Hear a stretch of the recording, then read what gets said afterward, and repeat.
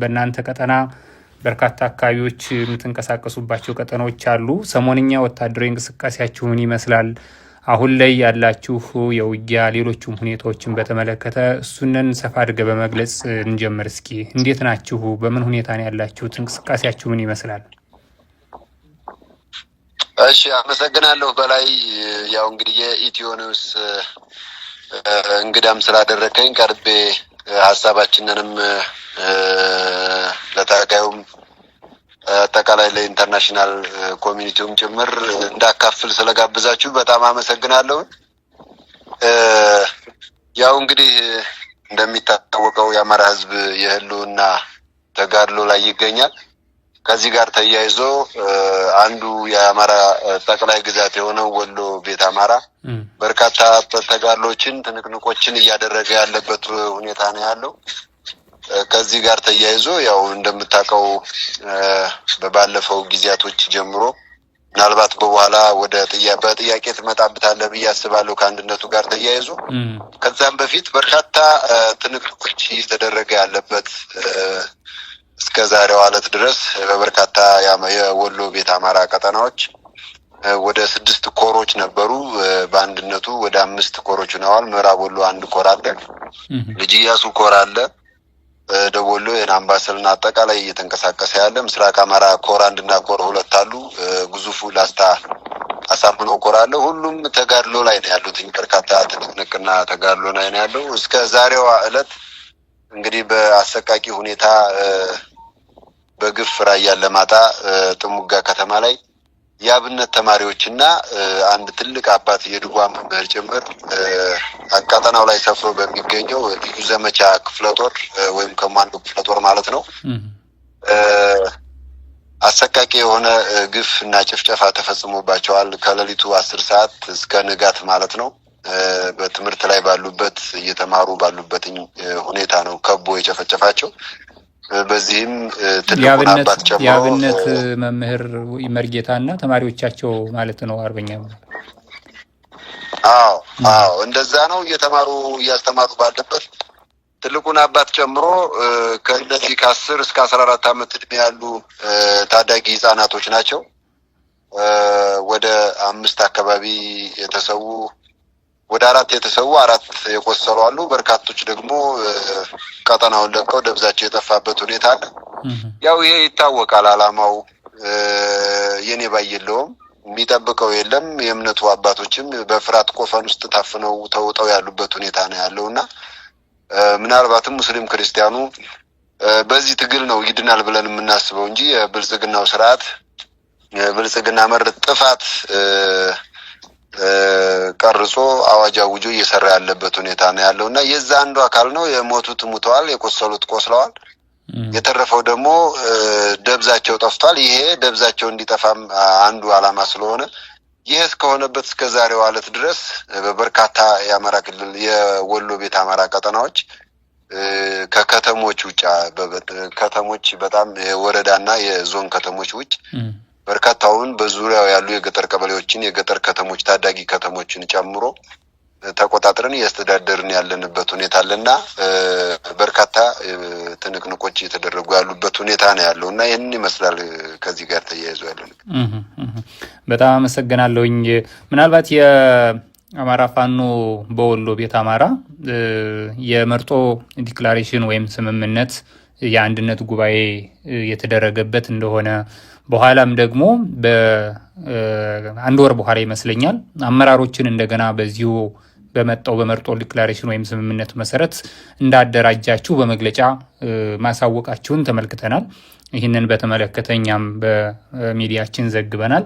ይህን የአንድነት ጉባኤ በተመለከተ አንደኛ ከጉባኤው ጋር በተገናኘ የወሎ ቀጠና ያሉ የፋኖ አደረጃጀቶችን ሙሉ በሙሉ ወደ አንድ አላመጣም የሚል ቅሬታ አለ። በሌላ በኩል ደግሞ ይህንን የመርጦ ዲክላሬሽን ወይም ስምምነት በዋናነት የፋኖ አደረጃጀቶችን በቀጠናው ወደ አንድ ያመጣ በጣም ትልቅ ምርታ ያሳየ ነው ብሎ ደግሞ የሚገልጹ አሉ።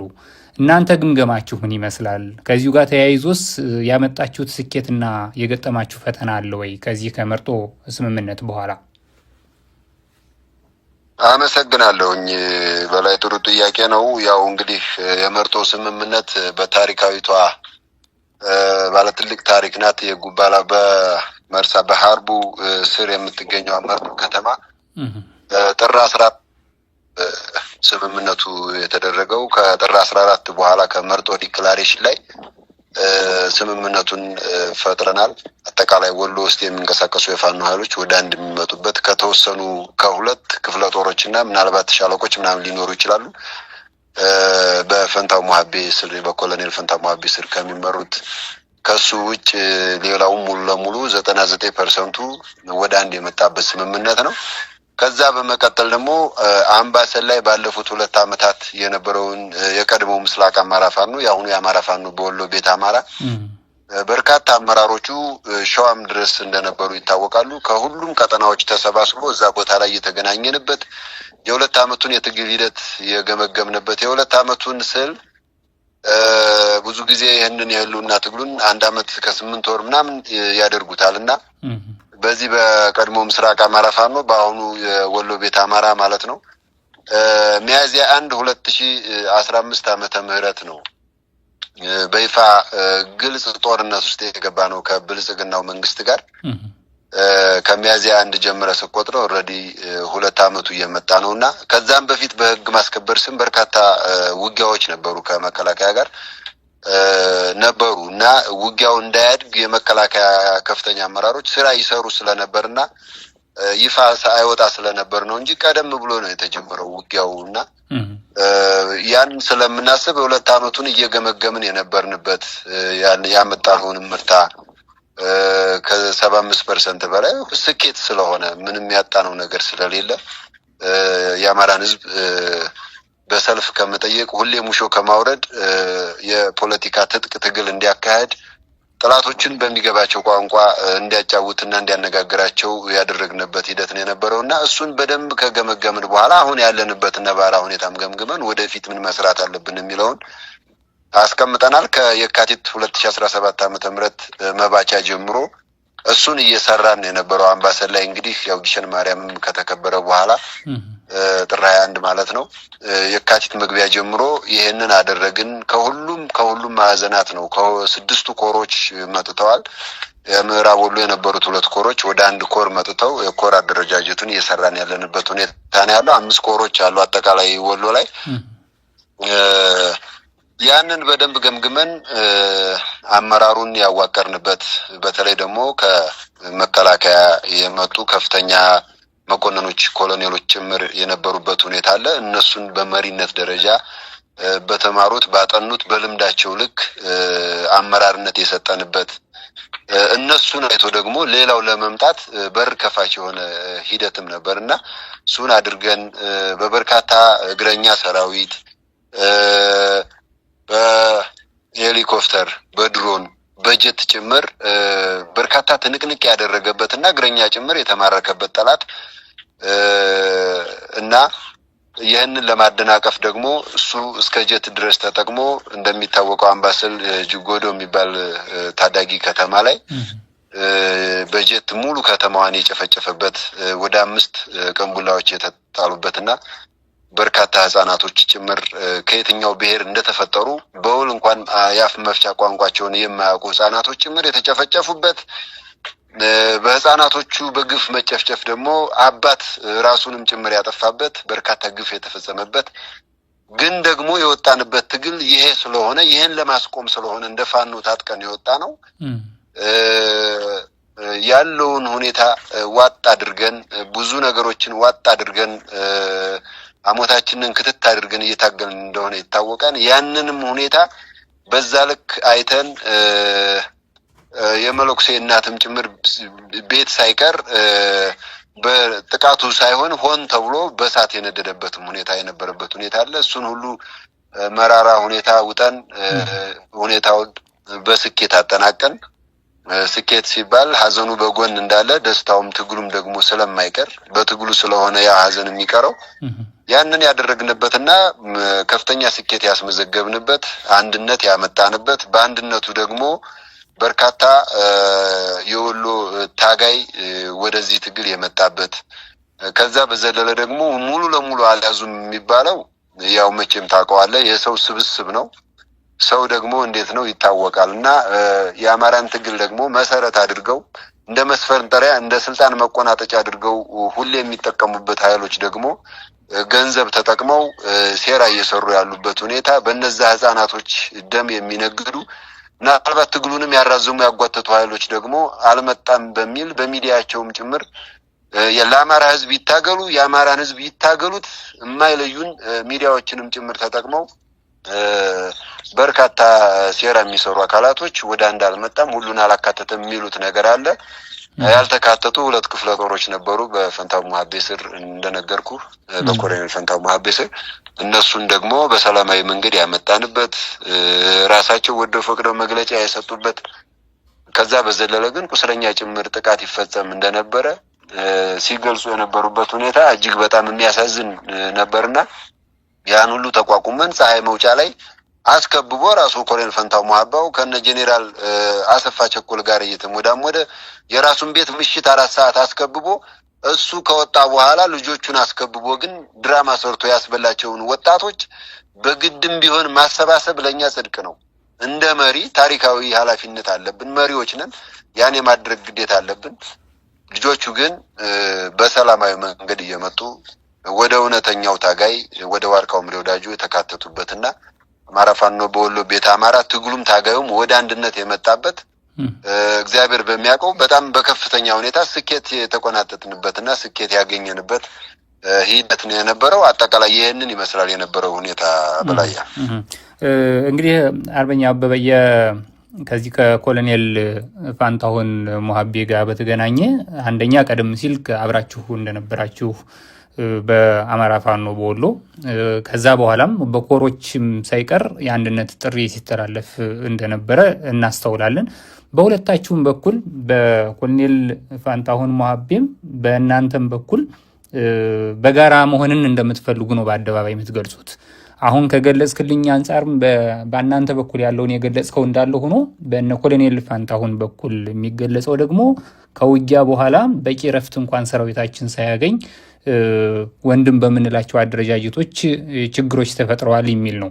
በእርግጥ ይሄ የሰራዊቱን ሁኔታ በተመለከተ ትክክለኛውን ነገር መሪዎቹ እንድትነግሩት ይጠበቃልና በእናንተ በኩል ይሄ የምትሉት እንዳለ ሆኖ በእነሱም በኩል ያሉት እንዳለ ሆኖ ከዛ በኋላ ነገሩን በግልጽ ለመነጋገር ሞክራችኋል ወይ?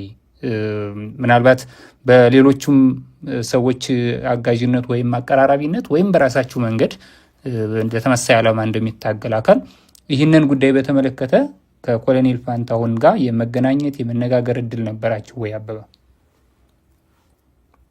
ናው ይህን ሁኔታ በማንኛውም ጊዜ ክፍለ ጦሮችም ኮሮችም ጥሪ ያደርጉለታል። ምናልባት የትግል አባታችን ነው። ብዙ በርካታ መከራዎችን የተቀበለ የምናከብረውና አቅም ያለው ታጋይ ነው። እሱን ስለምናቅ ነው ወደዚህ ትግል ያመጣ ነው። በነገራችን ላይ እኔ በተለይ የህልውና ታጋይ ነኝ። እማጣው ህይወት ነው፣ እማሳጣውም ህይወት ነው። ከዚህ አንጻር የፖለቲካ ጥቅም ወር ኢኮኖሚ ጥቅም ወር ሌላ ነገር አለም። የአማራ ህዝብ ስተት በሰራ ቁጥር የሚያጣው ህይወት ነው የሚያጣው። በጅምላ መቀበርን፣ በጅምላ መሳደድን፣ በጅምላ መፈናቀልን ነው የሚያስተናግደው። በጅምላ በድሮን መጨፍጨፍን ነው የምታስተናግደው። የህልውና ታጋይንን በጣም እናከብረዋለን። እኔ ከማንም በፊት 7 ዓመት ማረሚያ ቤት እያለ እዛ ድረስ ሂደን ተማክረን ማረሚያ ቤት ውስጥ ሆነው እነ ኮሎኔል ፈንታው ሙሀባው እነ ኮሎኔል ሞገስ ዘገየ ባህር ዳር ማረሚያ ቤት ውስጥ ሆነው በድብቅ ስልክ ወጣት ማህበር እያለን ጀምሮ ስራ የሚያዙን ትግል የሚያዙን ፍርድ ቤት ቀጠሮ ሲኖራቸው ሰልፍ አድርጉ ሲሉን ሰልፍ፣ መግለጫ አውጡ ሲሉን መግለጫ፣ መንገድ ሲሉን ዝጉ ሲሉን መንገድ የምንዘጋ ታናናሾቻቸው ስንታዘዛቸው የነበርን። ዛሬ ላይ ባለው የህልውና ትግል ግን ኮሎኔል ሌላ መስመር ውስጥ ነው ያለው። ክፎች ከጎኑ አሉ። እነሱን ነው የሚያዳምጠው፣ እኛን ልጆቹን አያዳምጥም። ስለዚህ ደግሞ እውነታውን ይዘን መሄድ መቻል አለብን ግዴታ ስለሆነ አሁንም እናከብረዋለን። ለመነጋገር ዝግጁ ነን። በራችን ክፍት ነው። ኮሮችም መግለጫ ወጥተዋል ካሁን በፊት። አሁንም ቢመጣ ቤቱ ነው። ስለዚህ ሀቁ መወራት መቻል አለበት። ፀሐይ መውጫ አስከብቦ ሲያስጨፈጭፋቸው እኮ መርጦ ነው ያለ ነው። እኛ እግዚአብሔር በሚያውቀው ያውም ፖለቲካ ነው። የፈጣሪን ስም መጥራት የለብኝም፣ ግን ሀቅ ነው የምናገረው። እሳት ተሸክሜ ነው የምዞረው። ለምን ውሸት እናገራለሁ? እኛ መርጦ ነው ያለ ነው። ሸዋት ነው ያለ ነው። ዶንጎላ ነው ያለ ነው። እዛ አስጨፍጭፎ የተረፈውን ኃይል ተቀብለን እንዲያርፍ፣ እንዲረጋጋ፣ ምግብ እንዲያገኝ፣ ሕክምና እንዲያገኝ ባደረግን ተገልብጦ እንደዛ የተወራው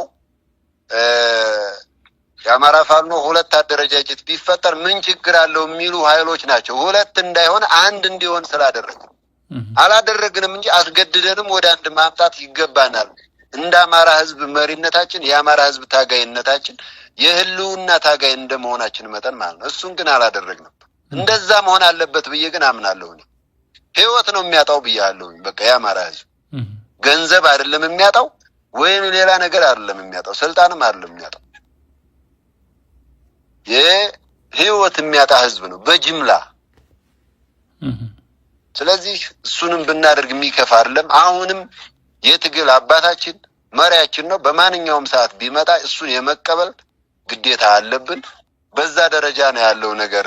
ከዚህ አንጻር በላይ በጣም ጥሩ። እንግዲህ ያው አሁንም ቢሆን የአንድነት መንፈስ ያለው እና በራችሁም ክፍት መሆኑን ነው የገለጽክልኝ። ከዚሁ ጋር አያይዘን ማየት ያለብን ይመስለኝ አበበ፣ በተደጋጋሚ ብዙዎቹ የሚጠብቁት ጥያቄዎችም የሚጠየቁት የፋኖ አደረጃጀቶች በጥቅሉ ወደ አንድ እንዲመጡና የጋራ የሆነ ተቋም ተገንብቶ የአማራ ህዝብ ትግል ወደፊት የበለጠ እንዲራመድ ብዙዎቹ ከዚህ ምኞት ከዚህ ፍላጎት አንጻር ፋኖ መቼ ነው አንድ የሚሆነው፣ አደረጃጀቶቹ ወደ አንድ የሚመጡት መቼ ነው የሚል ጥያቄ ያነሳሉ። በተቃራኒው ደግሞ አንዳንዶቹ ለስልት አጠቃላይ ለትግል ስልት እስካሁን የመጣበት መንገድ በዚህ መልኩ መሆኑ ተገቢ ነው፣ ቢሆንም ግን አሁን ወደ አንድነት የሚመጣበት ጊዜ ነው የሚል ወደ ፊት የግድ አንድ መሆን እንዳለባችሁ የሚገፋ ጥያቄ ነው ከየአቅጣጫው እየመጣ ያለው እና ይህንን ጥያቄ ነው እኔም ለአንተ ማቀርብልህ አበበ። ምን ላይ ነው የፋኖ አንድነት? አመሰግናለሁ። ብዙ ዝርዝር ጉዳዮች ውስጥ አልገባም። መርህ እጥሳለሁ እንደዛ ከሆነ። ከዚህ ከአማራ ፋኖ አጠቃላይ አንድነት ጋር ተያይዞ መርህ መጣስ ስለሌለብኝ እኔ ብዙ ዝርዝር ጉዳዮችን የመናገር ስልጣኑ የለኝም። ግን ጠቅለል ባለመልኩ የአማራ ፋኖ ትግል መታጠፊያ ላይ ያለ ትግል እንደሆነ ሁላችንም እናምናለን። መሪ ድርጅት ያስፈልገዋል። የአማራን ህዝብ በመሪ ድርጅት ማታገል እንደሚያስፈልግ ሁሉም ያምናል፣ ከእግረኛ እስከ አመራር ድረስ። ከዚህ አንጻር ያው ድርጅቱንና አመራሮቹን ይፋ ማድረግ ነው የቀረው እንጂ ከዛ በዘለለ ሰብሳቢዎቹ የአራቱም ቀጠናዎች ቢዛሙን ጨምሮ ይነጋገራሉ፣ የፖለቲካ ክንፉ ይነጋገራሉ፣ ወታደራዊ አዛዦቹ ይነጋገራሉ፣ ዘመቻዎቹ ያወራሉ፣ ህዝብ ግንኙነቶች እናወራለን። ንግግሮቹ አሉ፣ ጥሩ ግንኙነቶች ናቸው ያሉት። መግለጫ በጋራ ነው የምናወጣው። ከፍላጎቱ አንጻር ይህንን ማስፈጸም ታሪካዊ ኃላፊነትና ግዴታ አለብን። እስኪ ህዝባችንን ሁሌ ተስፋ እየሰጠን ከአዲስ ዓመት ጀምሮ አሁንም እንደዛ እየሆነ የሚሄድበት ሁኔታ የለም። የሆነ ሆኖ መፍጠር አስፈላጊ ነው። መታጠፊያ ያለ ትግል ነው። መታጠፊያ ላይ ያለ ትግል እንደሆነ እናምናለን። እንግዲህ ወደፊት እስኪ ከፈጣሪ ጋር እናየዋለን። በዛ ልክ እናያዘው። አንድነቱ ላይ መሪዎቹንና ድርጅቱን ማሳወቅ ነው የቀረው ሲባል፣ ስለዚህ ብዙ ስራዎች አልቀዋል ማለት ይቻላል። በላይ የአንድነቱን ጉዳይ የዚህን ያክል ካልኩ ሌላውን ዝርዝር ጉዳይ ብዙ የሚወራውና የሚሰራው ተመሳሳይ ሆኖ ላይመጣ ስለሚችል እንደው ሰርፕራይዝ ብናደርገው የምስራች ይዘን ብንመጣ ይሻላል ሰርተን እና አሁን መቀራረቡ አለ። በቃ አንድነቱ እንደሚያስፈልግ ሁሉም ያምናል። መሪ ድርጅት እንደሚያስፈልገን እናምናለን። እሱን ካላደረግን ሽንፈትም ሊመጣ እንደሚችል እናምናለን። ያው ሽንፈት አይታሰብም እና በፋኖ ትግል የሆነ ሆኖ ግን ጌም ነውና አንዱ የውጤቶቹ አካል ስለሆነ ከዛ አንጻር ያ እንደሚያስፈልግ እናውቃለን። እየተሰራበት ነው። ብዙ ያደክማል ያለፋል ብዬ አላስብም። ሁላችንም ለዛ ዝግጁ ከሆነና በዛ ደረጃ ያዘው በቃ ጥሩ። ስለዚህ በዛው ማረተሳለ መልካም ያው ያለ ግዚያቸው የሚገለጹ ነገሮች እንዳይኖሩ ከሚል ጥንቃቄ በዛበት መልስ ነው የሰጠኝ። አመሰግናለሁ። ሶስተኛ ጊዜ ወይም ከዛ በላይ ይሆናል ይመስለኛል አገዛዙ አሁንም ሌላ ቀጠሮ ይዟል። በ3 ወር የፋኖ ኃይሎችን ደምስሼ በትኜ ይህንን የህግ ማስከበር ሲሉ የጠሩትን ዘመቻ አጠናቀቃሉ ብሏል። አሁን ደግሞ ይህንን በተመለከተ በተለይ የክልሉ የብልጽግና ባለስልጣናት በይፋ ተናግረዋል። በእናንተ በኩል ይህን ጉዳይ እንዴት ነው የምታዩት? በ3 ወር አገዛዙ እናንተን አጠፋለሁ የሚል ነው። በእናንተ በኩል ምላሻችሁ ምንድን ነው ለእንደዚህ አይነት የአገዛዙ የዘመቻ እቅድ? ያው እንግዲህ የአገዛዙ የዘመቻ እቅድ ሁሌ የሚወራ የሰለችን ያንገሸገሸን ነው። እኛ ስራችን ላይ አተኩረን ስራችንን እየሰራን ነው። አገዛዙም 3 ወር ምናምን የሚለው ነገር ምናልባት ዓለም አቀፉ ማህበረሰብ በዚህ ደረጃ ሞኝ ከሆነና የሚታለል የሚሸወድ ከሆነ እኔ አላቅም። ከዛ በዘለለ ግን የኢትዮጵያን ህዝብ በተለይ ደግሞ የጉዳዩን ባለቤት የአማራን ህዝብ በዚህ መሸወድ የሚችል አይመስለኝም። እቅዶቹ ያው ይታቀዳሉ፣ ያቅዳል። ምንም የከወነው ነገር የለም። 3 ወር ይላል፣ ነሐሴ 30፣ መስከረም 30፣ ጥቅምት 30 እያለ 2 ዓመቱ እየመጣ ነው። ፋኖም ደግሞ በርካታ ስኬቶችን እያስመዘገበ መሪ ድርጅት መስርቶ ወደ ተሻለ ምዕራፍ የሚሸጋገርበት ደረጃ ላይ የደረሰበት ሁኔታ ስለሆነ ያለው የክልሉ የብልጽግና ሹማምንቶች ሆዳሞች ስለሆኑ ከወደ አዲስ አበባ በሉ ተብሎ የሚነገራቸውን የሚሰጣቸውን ነው የሚናገሩትኝ። ሚዲያ አካላቶችም ቃል አቀባዮችም ሁሉም ብትላቸው ሆዳሞች ናቸው። በእምነታቸው ሙስሊም ክርስቲያኑ በአማራነታቸው በማንነታቸው ሀገር አልባ ሆነው በ3 ወር ውስጥ ፋኖን አጠፋለሁ ምናምን የሚሉት ነገር አስተሳሰብ እኮ ነው። ፋኖነት ርዕዮተ ዓለም እኮ ነው። እንዴት ሊጠፋ ይችላል? ከአእምሮ ይፋቃል እንዴ? ወዳምነታቸው ነው። ስርዓቱም ደግሞ የሚናገረው ስላጣ ቅጥፈት ውሸት ነው እየተናገረ ያለው። ህዝብን ለማታለል ነው እየሞከረ ያለው። ህዝቡም ፈጣሪ ይህን ጊዜ መቼ ይሆን ቀኑ እያለ እየጸለየ ዱዓ እያደረገ ያለበት የእኛን ትግል ከኋላ ሆኖ እየገፋ ያለበት ሁኔታ ነው እንጂ ያለው የብልጽግና እቅድ ብዙ ትኩረት የሚሰጠው ማለም የራሳችን ስራ ላይ አተኩረን ስራዎችን እየሰራን ነውና በዛ ደረጃ ነው የሚገለጸው። ከዚሁ ጋር ምናልባት ሊያያዝ የሚችል ፋኖ በእርግጥም አሁን እየተዳከመ ነው ብለው የሚያስቡ ሰዎች አስተያየት ሲሰጡ እናያለን። ለዚህ እንደ አብነት ደግሞ የሚያነሱት ከከተሞች እየራቁ ነው፣ ከተሞችን እየተቆጣጠሩ አይደለም። እስኪ አሁን ፋኖ ጥንካሬ ካለው መቼ ነው ከተሞችን የሚቆጣጠረው የሚልም ጥያቄዎች ይነሳሉና የእናንተ ምላሽ ለዚህ ምንድን ነው? ከከተሞች ርቃችኋል? ከተሞችን የመቆጣጠርስ አቅም እያጣችሁ ነው? ናው ከተሞች የሚለው ከከተማ ወጣ ብሎ በ3-5 ኪሎ ሜትር ራዲየስ ውስጥ ሁሉም ከተሞች ማለት ይቻላል በፋኖ ቁጥጥር ስር ነው ያሉትኝና ከተሞችን በቋሚነት የምትይዝበት ካልሆነ በስተቀር ንጹሃን የምታስጨፈጭፍበት ሂደት ሰፊ ነው። ከዛ በዘለለ ደግሞ መንግስት ሳትሆንና ከተሞችን ተቆጣጥረህ መሰረተ ልማቶችን ሌሎች ሁኔታዎችን በማታሟላበትና ቀድመ ባልሰራህበት ሁኔታ ከተማ መቆጣጠር ከጥቅሙ ጉዳቱ ያመዝናልና ቀድመን መስራት ያለብን የቤት ስራዎች ስላሉ እንደነገርኩ መሪ ድርጅት ኑሮ ህዝብ ማስተዳደር የምትችልበት መረከብ ሙሉ ለሙሉ 100% የምትችልበት ደረጃ ስትደርስ ከተሞችን መቆጣጠር ለፋኖ በጣም ቀላል ነው ብዬ ነው የማስበው። ማንኛውንም ከተማ ለብርሃኑ ጁላ ሰራዊት ነግረናቸው መያዝ እንችላለን። የትኛውንም ከተማ እየገባን የምንፈልገውን ሪሶርስ እየያዝን እየወጣን ነው እኮ። ስለዚህ ያ አይደለም የራሳችን እቅድ የራሳችን መንገዶች አሉን። በዛ ሂደት ውስጥ ነው ከምንም በላይ ቀድመ ስራዎች አሉ። እነሱን ስራዎች ከጨረስን በኋላ ዝግጁ ስንሆን እንዲያውም ከተሞችን መቆጣጠር የምንችልበትን ሂደት ተለማምደነዋል ቀድመን ብዬ ነው የማስበውና እንዴት ከተሞችን መቆጣጠር እንችላለን የሚለውን ፋኖ አይቶታል በተደጋጋሚ ሁኔታ። ደብረ ብርሃንን መጥቀስ ትችላለህ። ባህር ዳር በተደጋጋሚ ጊዜ አማራ ፋኖ በጎጃም በርካታ ስራዎችን ይሰራል እየገባ በዚህም በወሎ ቀጠናም እንደዚሁ ትልልቅ ከተሞች ከደሴና ከኮምቦልቻ ውጭ እነሱ እንዳሉ ሆኖ በርካታ ስራዎች እየሰራንባቸው ነው። ወደፊት የምንሰራበት ሆኖ በርካታ የወሎ ትላልቅ ከተሞች የሚባሉት ኢንተርናሽናል በዓለም አቀፍ ደረጃ እውቅና ያላቸው እነ ላሊበላን ጨምሮ ወልዲያ፣ ቆቦ፣ መርሳ፣ ሳይንትም አካባቢ እንዲሁ ወደ ምዕራብ ወሎ አካባቢም እንደዚሁ ወደ ወረኢሉ መስመርም በርካታ ስራዎችን የሰራንባቸው ከተሞች አሉና ጎንደርም እንደዛ ነው። በተመሳሳይ የምታውቀው ሸዋም እንደዛ ነውና ከተሞችን እንዴት መቆጣጠር እንችላለን የሚለውን በደንብ አድርገን ሰራዊታችን ያውቀዋል።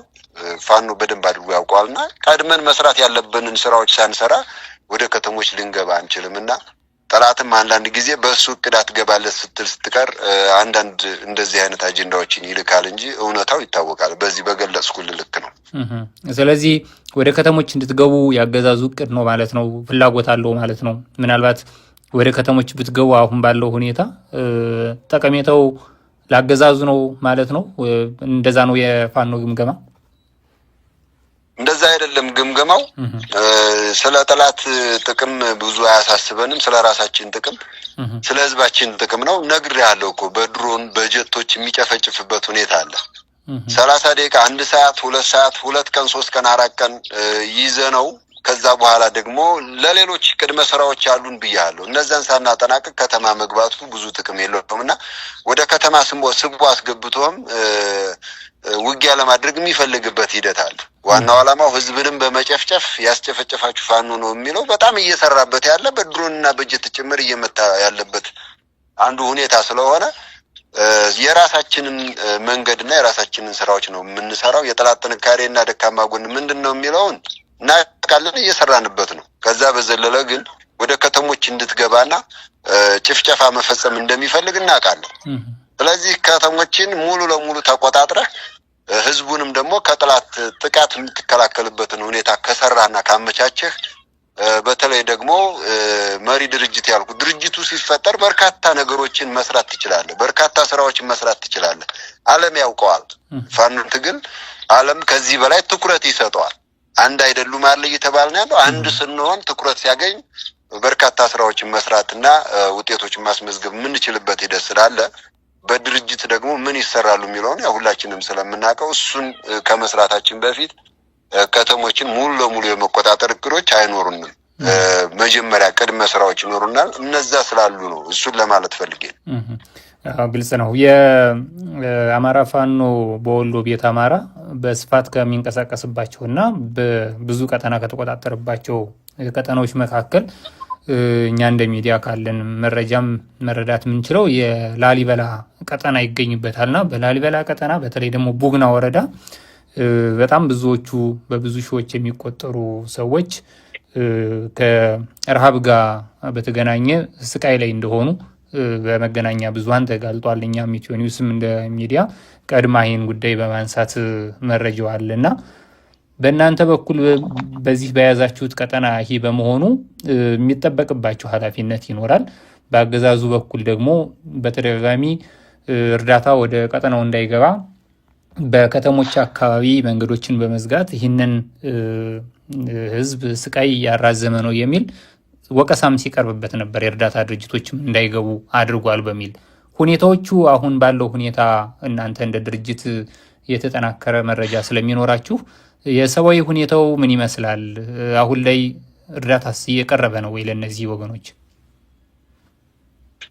ጥሩ ነው። አዎ ከሞላ ጎደል እርዳታዎች እየቀረቡ ነው። በተለይ ህዝባችንን በውጭም በውስጥም ያለውን ሚዲያ አካላቶችንም ሁሉንም ሳናመሰግን አናልፍም። ከፍተኛ የሆነ ርብርብ ነው የተደረገው። ጥሩ ለውጦች አሉ። ለእርዳታ በእርግጠኝነት መናገር የምችለው እንደ ወሎ ብቻ ሳይሆን እንደ አማራ በፋኖ በኩል በሩ ክፍት ነው። ማንኛውም መርዳት የሚፈልግ አካል መርዳት ይችላል። የአማራ ክልልም የፌዴራልም ከፍተኛ ባለስልጣናት ከረጅ ድርጅቶች ጋር ተቀላቅለው ገብተው አካባቢው ድረስ ገብተው ሲወጡ ምንም የተደረጉበት ሁኔታ የለምና ቅድሚያ ለህዝባችን ስለምንሰጥ በዛ ደረጃ እርዳታዎች የደረሱበት ሁኔታ አለ። በተለይ በሀገር ውስጥም በውጭም ካለው ማህበረሰብ እየደረሰ ያለው እርዳታ አንበሳውን ድርሻ ይወስዳል። ከዛ በዘለለ ያው ይታወቃል ብልጽግና መር ረሃብ ነው፣ የሕክምና እጦት ያመጣው ነው። ይሄ የአይና ቡግናው ተደጋጋሚ ጊዜ ገለጸናን በተለያዩ የወሎ አካባቢዎች ዋግምራ አካባቢ እና በሌሎች ቀጠናዎችም ከፍተኛ የሆኑ የዛ አይነት ተመሳሳይ ምልክቶች ይታያሉ። ይህንን ደግሞ እኛ በከፍተኛ ሁኔታ አገርም ውስጥ ያለው በውጭም ያለው ማህበረሰባችንና ዓለም አቀፉ ማህበረሰብም እንዲያውቀው እያደረግን ነው። ያው መረጃ ይኖራቸዋል።